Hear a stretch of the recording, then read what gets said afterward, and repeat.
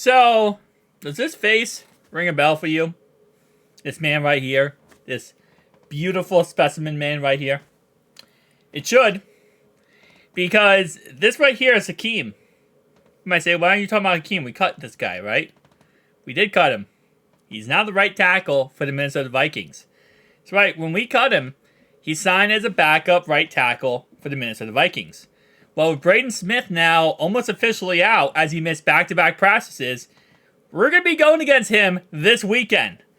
Last time we saw this guy in an NFL game was the AFC Championship game at the final drive when we're going out to try to score and get to the Super Bowl.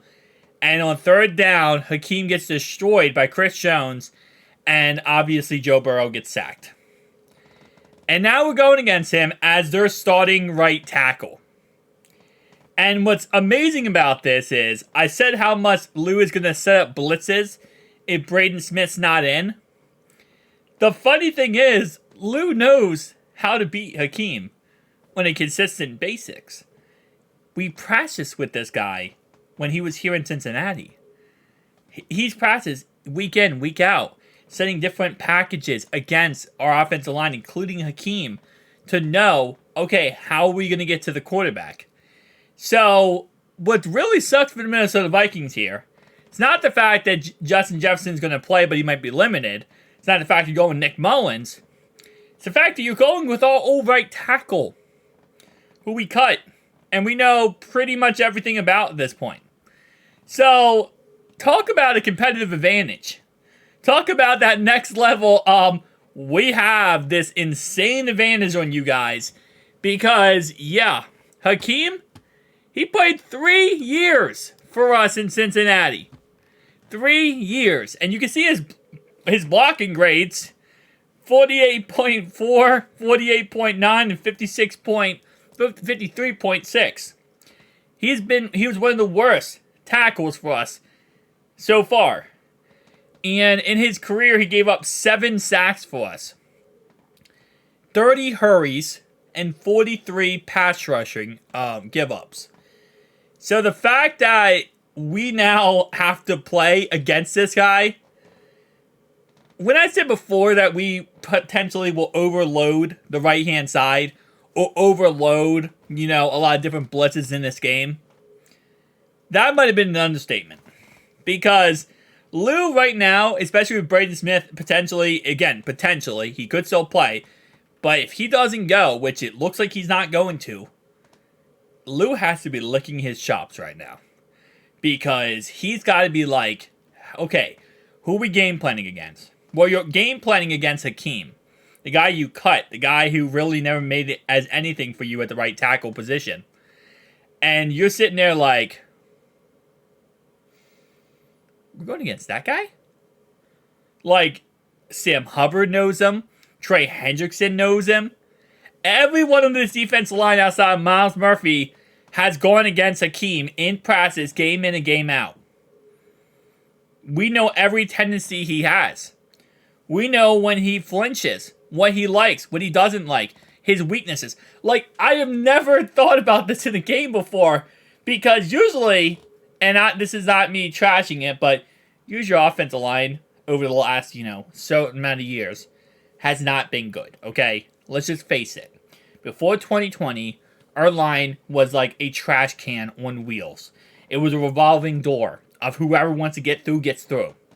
So when they left us, they never really got a chance to start somewhere else. And in reality-wise, Hakeem right here shouldn't be starting for this team, but the fact is, their starting guy got hurt, right? So we never really had an opportunity here, other than Andrew Whitworth, obviously, who, wasn't the best.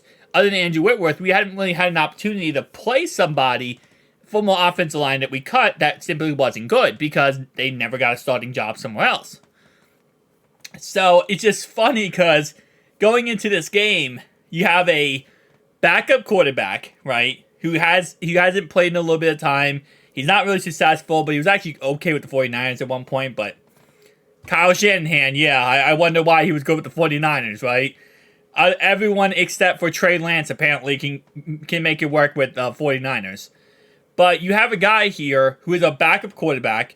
He's probably going to hold on to the ball way too long, right? Take a little bit extra time to throw the ball, make his reads, and now his right side of his line is absolutely emptiness.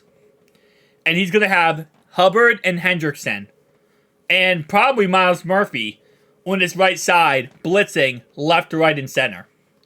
And it's going to be absolutely insane to see how this works out. And for this little update here, he put 165 snaps for us at right or left tackle, 555 snaps at right guard, and 156 at right tackle. And those are his grades. I have to say it like this, and this is crazy for me to say, and I'm making a statement that I could never believe I would ever say, and I'd like to apologize right now to Cordell Volson.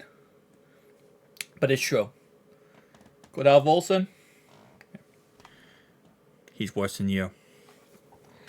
Hey, listen, I know that might be a controversial statement. I might get canceled for that.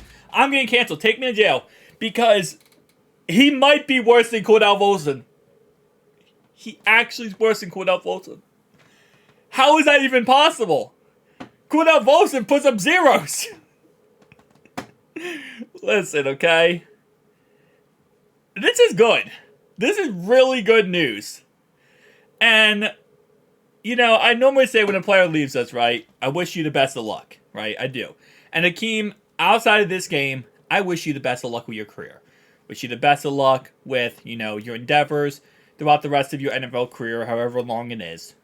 I wish you, you know, nothing but the best with your family, with your life, with everything.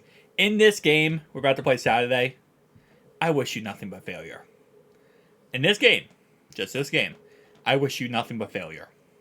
I hope you trip. I hope you fall. Don't get hurt. I don't want you hurt.